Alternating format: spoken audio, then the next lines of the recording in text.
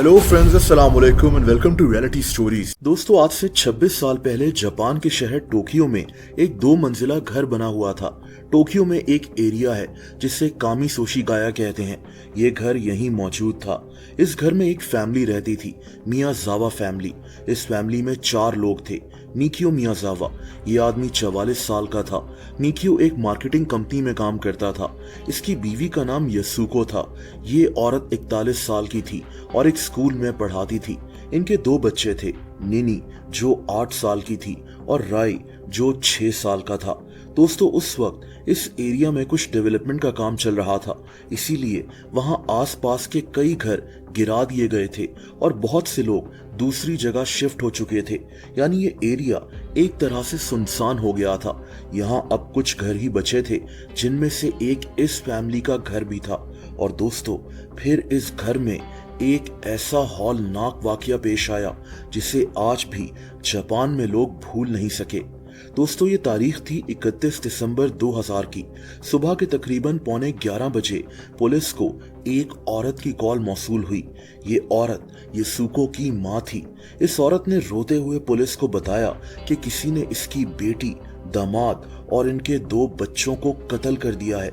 असल में ये औरत अपनी बेटी से मिलने इसके घर गई थी, लेकिन वहां इसे इस पूरी फैमिली की लाशें मिली। मिकियो, इसकी बीवी यसुको और इनकी बेटी नीना को छुरी से मारा गया था, जबकि इनके बेटे रई का गला दबाकर इसको कत्ल किया गया था। दोस्तों, पुलिस ने इस केस पर काम करना शुरू कर दिया। इन्वेस्टिगेशन के दौरान पुलिस ने कंक्लूड किया कि इस फैमिली को रात 11:30 से 12 बजे के दरमियान कत्ल किया गया है। कातिल शायद घर के पिछले हिस्से से घर में दाखिल हुआ था। असल में इस घर के पीछे एक पार्क सा बना हुआ था। उस पार्क के साथ एक बाउंड्री फेंस लगी हुई थी। कातिल ने शायद ये फेंस क्रॉस की ये घर की दूसरी मंजिल पर चढ़ा। यहाँ एक बाथरूम की खिड़की थी जिसके साथ एक दरख्त मौजूद था। ये कातिल शायद इसी दरख्त पर चढ़कर वहां तक पहुंचा था। इसके बाद इसने इस खिड़की को तोड़ा और ये घर के अंदर घुस गया। दोस्तों, पुलिस ने जब इस क्राइम सीन को रिकंस्ट्रक्ट किया तो इन्हें लगा कि कातिल ने सबसे पहले इनके बेटे रई को कत्ल किया, इसका गला दबाकर। शायद कातिल चाहता था कि इस बच्चे की आवाज बाहर ना निकले, लेकिन शायद उसी वक्त मिकियो ने इस कातिल को देख लिया था। इसने इस आदमी को काबू करने की बहुत कोशिश की, लेकिन उस कातिल के पास एक छुरी थी, सैशिमी नाइफ। कातिल ने मिकियो पर छुरी से हमला कर दिया। मिकियो ने जबरदस्त मुकाबला किया और इसी दौरान कातिल की वो छुरी भी टूट गई जो पुलिस को बाद में मिली थी। अब ये वो कहानी है जो पुलिस ने क्राइम सीन को देखकर कंस्ट्रक्ट की थी। इसमें गलती भी हो सकती थी। बहरहाल, छुरी के टूटने के बाद ये कातिल घर के ग्राउंड फ्लोर पर गया। इसने वहां किचन से एक छुरी उठाई। ये फिर दोबारा ऊपर आया। मिकियो अभी जिंदा था, लेकिन ये बहुत जख्मी हो चुका था।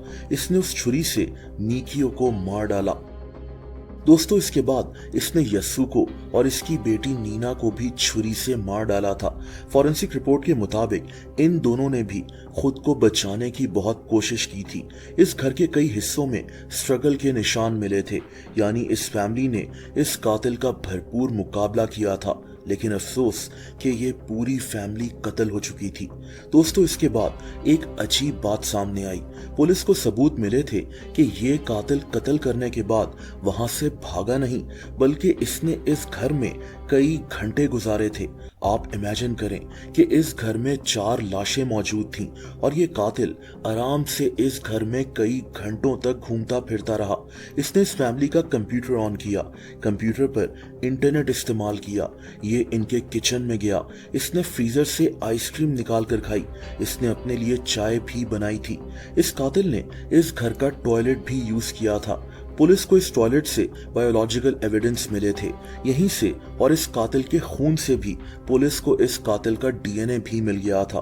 दोस्तों पुलिस हैरान थी कि 4 लोगों को बेरहमी से कत्ल करने के बाद इस कातिल ने इतने सारे सबूत क्यों छोड़े हैं, जैसे इसे पकड़े जाने का खौफ ही ना हो। इस कातिल ने शायद एक सोफा पर बैठकर कुछ देर आराम भी किया था। इसके हाथ पर चोट लगी थी और इसने अपनी मरहम पट्टी भी की थी। इसी घर से इसने बैंडेज वगैरह लिए थे। इस कातिल के खून के सैंपल्स भी पुलिस को इस घर से मिल गए थे। दोस्तों सबसे अजीब बात यह थी कि ये कातिल घर में अपनी कुछ चीजें भी छोड़ गया था, जैसा कि अपनी जैकेट, अपनी शर्ट, एक स्कार्फ, एक बैग, एक हैट और अपने ग्लव्स भी। फॉरेंसिक एग्जामिनेशन भी कर लिया गया था, लेकिन सबसे हैरत अंगेज बात अभी सामने आने वाली थी। पुलिस को इस कातिल के बैग और कपड़ों से रेत मिली थी। जब इस रेत का केमिकल एनालिसिस किया गया तो उस रिजल्ट ने सबको हैरान कर दिया था। दोस्तों ये रेत जापान की नहीं थी। ऐसी रेत अमेरिका में नेवाडा डेजर्ट में मिलती है। इस कातिल के जूतों के निशान भी इस घर के आसपास से मिले थे। ऐसे जूते भी जापान में नहीं बनते थे। ये जूते साउथ कोरिया के लग रहे थे। दोस्तों इस कातिल की शर्ट का भी पता लगवाया गया कि इसने ये शर्ट कहां से खरीदी है। पता ये चला कि इस शर्ट के सिर्फ 130 यूनिट्स बनाए गए थे और फिर बेचे गए थे, लेकिन पुलिस सिर्फ 12 लोगों तक ही पहुंच सकी जिन्होंने ये शर्ट खरीदी थी। यानी ये केस इतना अजीब था कि पुलिस भी चकरा कर रह गई थी। दोस्तों पुलिस को अब कुछ और अजीब बातें भी पता चली। इस कातिल का डीएनए और फिंगरप्रिंट्स इस घर के हर कोने में मौजूद थे, लेकिन पुलिस ने जब इसके डीएनए को अपने डेटाबेस में डाला तो इन्हें इस आदमी का कोई रिकॉर्ड नहीं मिला। यानी ये आदमी कभी जापान में किसी भी केस में गिरफ्तार नहीं हुआ था। इसकी कोई हिस्ट्री पुलिस के पास नहीं थी। इसके डीएनए से बस ये पता लग सका कि इस आदमी की मां यूरोप से थी और इसका बाप ईस्ट एशियन था। दोस्तों मियाजावा फैमिली के कत्ल का ये केस जापान में बहुत ज्यादा मशहूर हो चुका था, शायद इसलिए भी क्योंकि वो कातिल कभी पकड़ा ही नहीं जा सका। सबको एक बात की हैरत थी कि वो कातिल इतना लापरवाह था कि इस फैमिली को कत्ल करने के बाद इतने सारे सबूत पीछे छोड़ गया, लेकिन फिर भी पुलिस इस आदमी तक कभी पहुंच ही नहीं सकी। दोस्तों आपको जानकर हैरत होगी कि अगले कई सालों में इस केस पर जापान के तकरीबन 2.5 लाख इन्वेस्टिगेटर्स ने काम किया था। इन लाखों इन्वेस्टिगेटर्स ने 12,000 से ज्यादा सबूत इकट्ठे किए थे। 2019 में ये खबर सामने आई कि इस केस पर अभी भी काम किया जा रहा है।